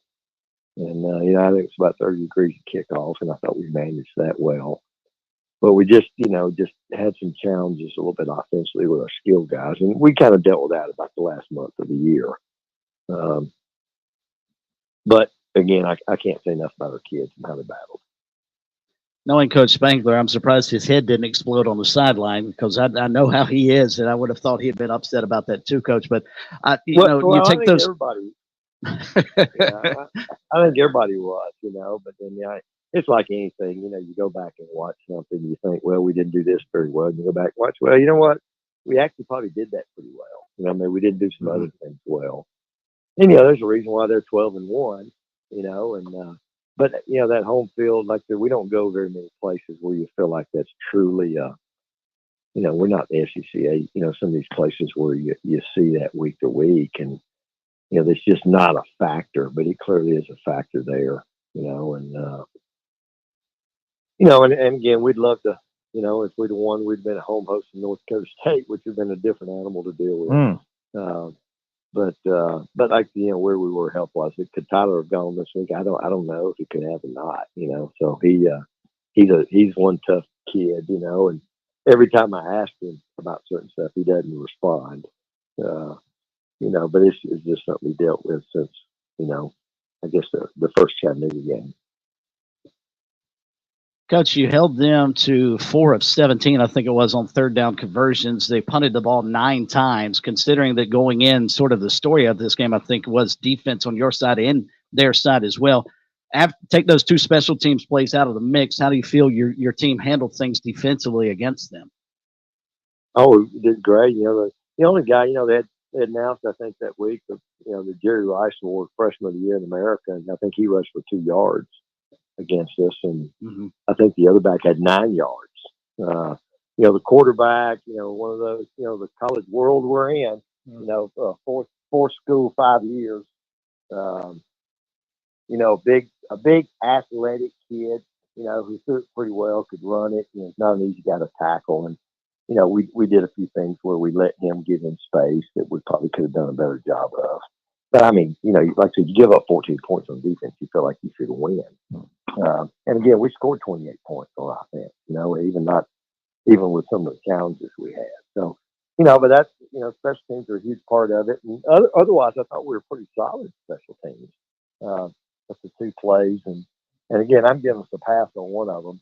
The punt return, we should have taken, we almost kind of outkicked our coverage a little bit. The kid made a great punt. And it's funny, right before that, their kid he landed a 51-yarder on 3-yard line and stopped on the 2. So give them credit, and we didn't get it out of there. So they flipped the field on us, and again made a great punt and just didn't cover it good enough. And Tyler today announces he's hitting the graduate transfer portal, John. We call it the portal, John, here because you're flushing your way out of the program, the portal, John. So, but yeah, you're losing your quarterback. I guess, was that inevitable? Was there any opportunity for him to stay at Furman, or does he, if he's going to go to grad school, does he have to go somewhere? Well, he's just finishing his graduate degree. He's actually getting a graduate degree right now. He finishes in the next week. Okay. So Phil, it is the crazy world that's been created. It's almost sad, you know, what's been created. You know, it's funny. I talked with Tyler today, and Tyler he came in there and thought I was really mad at him. With Tyler, you know, first of all, January 6th, he goes to Arizona for 5 months for Army Reserve training. So he's going to be in the Army for the next 5 months. So in June, he's available. And he's got a year to play because he has an extra year because of the COVID, you know. And so he says, Coach, I don't know if I want to keep playing. And, you know, I don't know if it's an option to even come back here. You know, and the world you're in, you know, we got a couple of kids we really like on campus. We actually got a kid we're planning on enrolling, a signee that we plan on enrolling in January. You know, so we feel like we're going to have 3 guys here. I think he's a little bit concerned about how that would affect. And I said, you know what? There's a lot of things to change between now and then. You know, Tyler's married. He's been phenomenal for us. And, you know, I think could he go play somewhere with somebody payable or something? With somebody paying him? But I don't know, you know, but he's got a graduate degree already. You know, but again, that's just kind of the world we're in. We just don't have a way to keep a guy like that around. He could get into another graduate program, but even making it work for us financially with a space, it would be I'd say it'd be a challenge. I'm not sure we could do it anyways. You know, so again, that's just the world that's been created. You know, most of our kids, I mean, we have several kids, you know, most of our kids, I will say this, Bill, about what's a little bit pleasant about mine. I had several discussions today with kids talking about that. And their biggest concern is there's somewhere I can get an MBA paid for. You know, and so that's the discussion, you know, we're having. And I, you know, the rule says they go to the portal, I can cut them loose. And I kind of deal with each case. I haven't had a lot of undergrads ever go, so every kid that I had a conversation with is a grad, you know. Some of them could stay and play a 5th year, and, you know, they're like, and their question is, Coach, if I do this, I'd like to look, I'm not going anywhere, could I come back? And I said, well, yeah, you could, you know, if you handle it the right way. I said, no, at some point there's a dead end cutoff. But I think that's what's a little bit unique in our place.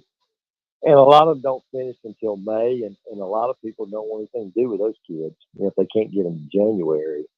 And as I tell a lot of them, I think a lot of these places could care less about your MBA, you know, as long as you come play for them.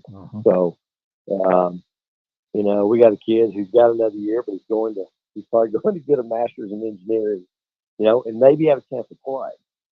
You know, so we're dealing a little bit with that, and so we're not immune to it. But again, it's the world that's been created. Wild out there, Coach. But listen, congratulations, another fantastic year, and enjoy a little bit of all season you get, and look forward to seeing you again soon and talking to you again soon. And we thank you for all the visits with us this year on Sports Talk. Thank you so much. Appreciate it, Well, Coach. thank you. I appreciate you having me. It's great seeing you a couple of weeks ago. I know we got you up at maybe Chattanooga game, but now it's great being with you guys. Wish you the best, and we'll look forward to being with you again. Thank you, sir. Appreciate you, Clay Hendricks from Furman, and what a great year they had. And they'll find a quarterback, and they've got other really good parts as well. So I look for Furman to be right back in it next season. That's as blunt, Phil, as we've heard him on this program. I have never heard him criticize the officials before. And he basically just laid it out and said, hey, look, we got cheated. And then also his comments about, and where else but at Furman do you run into a situation where a kid wants to go? The only thing they're concerned about is, can someone pay for my master's degree? Yeah. It's a different All world. right. Go Clemson. Go. That sounds like a wounded duck, doesn't it? 2-0 Clemson at the 73-55 mark. That means there's about 16 minutes left. They play 90, right? 16 minutes left. Clemson's up 2-0. Who blows a 2-0 lead in soccer in the last 16 minutes? Never happening. Put the crown on them, give them the trophy, crank up the bus. Tiger's about to come home with a natty. How about that? I did have a college coach one time tell me that the most difficult lead to protect was a 2-goal lead. Oh, really? That said, I don't think it's going to happen now. Clemson's playing too well in defense to give up 2 goals in 16 minutes. All right, let's get to the recruiting report here on Sports Talk to put the wrapper on tonight's program, brought to you by Seawells. Make sure you get by Seawells this week for the daily luncheon buffet. You know it's outstanding. And I'm sure we're headed toward a roast beef Friday, and it's from 11 to 2. It's only $14, and you will leave very satisfied. You got catering needs, you call Seawells. It's that simple. 803-771-7385 online at SeawellsCateringSC.com. I've got the menu for tomorrow if you like. Oh, go right ahead. Carved beef brisket, southern fried chicken, and chicken pot pie. Well, that sounds good. And what is it Pat always says? Your farm fresh local vegetables, fruit, salad bar, and dessert, and of course, gravy. And yes, indeed, just to look ahead to the 15th, it is carved roasted sirloin of beef on a roast beef Friday. Mark it down. All right, productive day for South Carolina and Clemson. The Gamecocks get Coastal Carolina transfer receiver Jared Brown, and somebody who could certainly help them at the receiver spot out of Lilburn, Georgia. Had 1,534 receiving yards, 11 receiving touchdowns, 108 catches during his time, 2 years at Coastal. He'll have 2 seasons of eligibility remaining to play with the Gamecocks. And the Gamecocks get defensive tackle Jerome Simmons, 6'4", 333 from Bamberg and Highland Junior College out in Kansas. Going to graduate in the spring, and then he'll enroll. He'll have 3 years to play 2 with South Carolina. And last season, he had 24 tackles, 8 tackles for loss, 4.5 sacks. And there are now 18 commitments in the Gamecocks class. Key thing about Simmons as well, he is their first interior defensive lineman in the class. Didn't have one until him. They need more. Athletes, Marquise Henderson, 5'10", 170, offered yesterday by Clemson. He committed on the spot to Dabo Swinney in his office, but today he announced it this morning. He rushed for 23, 36, and 37 touchdowns this past season, but Clemson sees him as an athlete who can play slot or corner. He had 17 offers after getting that Clemson offer. Actually grew up a Gamecock fan, but the Gamecocks never offered him. So he's headed to Clemson. He's considered one of the top 2 prospects in the state for next year, along with South Florence defensive tackle Amari Adams, who has also committed to Clemson. Receiver Jaden McGowan, Vanderbilt transfer, visited USC over the weekend. Of course, you know he caught 80 passes in 2 seasons there at Vanderbilt. And South Carolina showed him a lot about how he would fit in with their offense. He really enjoyed being at South Carolina, considering that they ignored him coming out of Lawrence High School. He goes to Vandy. He shows out.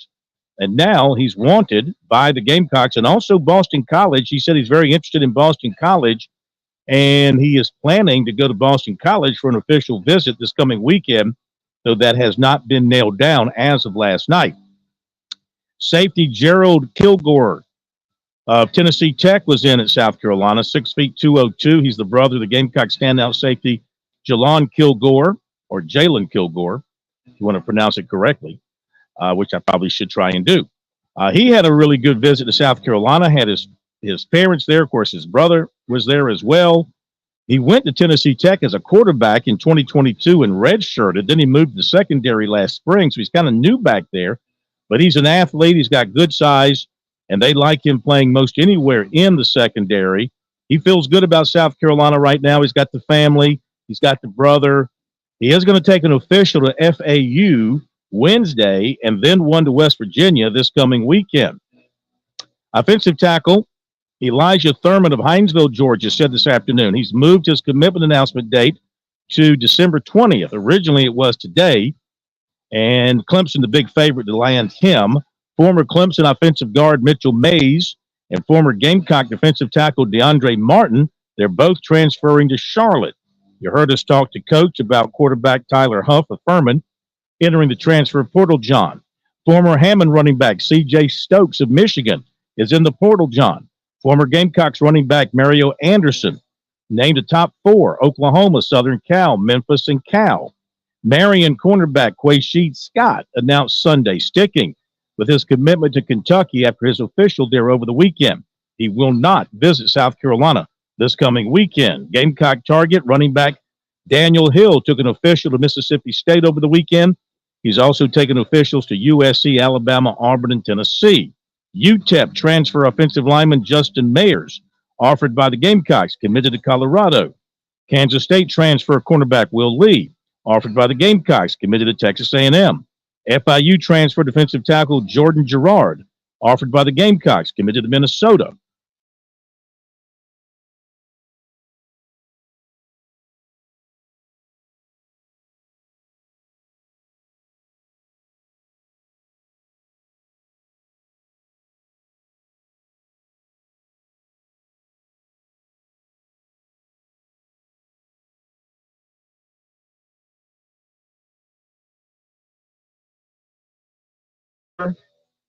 Attaway of North Texas, running back Elijah Green, North Carolina, running back Rocket Sanders, Arkansas. Tight end Tyler Neville, Harvard, defensive tackle L.T. Overton, Texas A&M. His brother, defensive tackle Micaiah Overton of Texas A&M. Middle Tennessee State transfer offensive lineman Keelan Rutledge planned to visit Clemson on Sunday, but he was involved in a traffic accident and could not make it in. He is planning on getting in later this week. Georgia Tech and Auburn are also involved.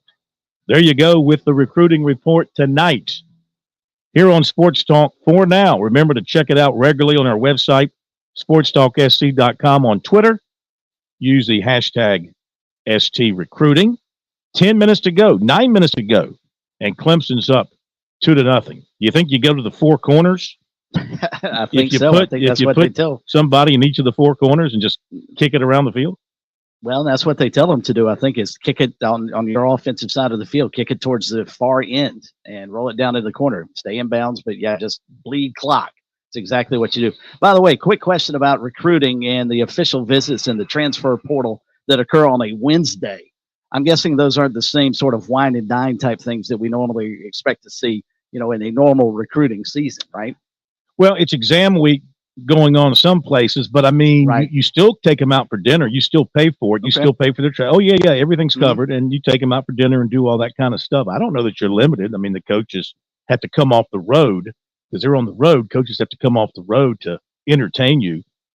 All right, Jacksonville leading South Carolina State in hoops, 40-32 tonight over in Orangeburg. Packers and Giants. Why are there two NFL games tonight?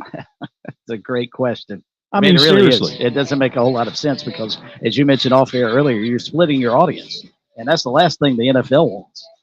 Or maybe they just look at the combined audience that they're selling to their advertisers. Look, Perhaps.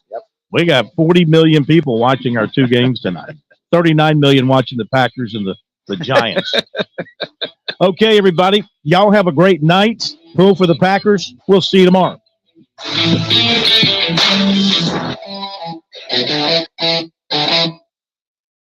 By the way, before we do what's supposed to happen here, thank you for pushing the button. I thank you. Programming thanks you. America thanks you. WQXL Columbia, W264DF. From the Bart Fireside Studio, the solution for keeping you warm this winter. This is 107 The Point. News this hour from townhall.com. I'm Keith Peters reporting. There's a petition drive underway at Harvard University to keep the school's president from resigning despite pressure that she step aside over comments about anti-Semitism. More than 600 Harvard faculty members have signed a petition urging President Claudine Gay to resist calls from some lawmakers and donors that she resign, like the president of the University of Pennsylvania did. Gay and two of her peers came under intense scrutiny following a congressional hearing in which they struggled to answer questions about campus policy and anti-Semitism. The petition drive is viewed less as a defense of the university's first Black female president and more of an effort to insulate the Ivy League school from the intrusion of political pressure. I'm Jackie Quinn. Airports and highways are expected to be busier this Christmas season than they were a year ago. Bob Agnew reports. The Auto Club AAA predicts that 115 million Americans will travel at least 50 miles away from home over the 10 days starting right before Christmas. That's about a 2% increase over last year, but not quite as many as in 2019, the last holiday season before the pandemic. AAA predicts most of those people will travel by car, and they'll enjoy slightly lower gasoline prices compared to a year ago. According to government data, airfares are also down a bit from high levels last year. Bob Agnew reporting. Hunter Biden's pushing back against gun charges filed against him, challenging the case as unconstitutional.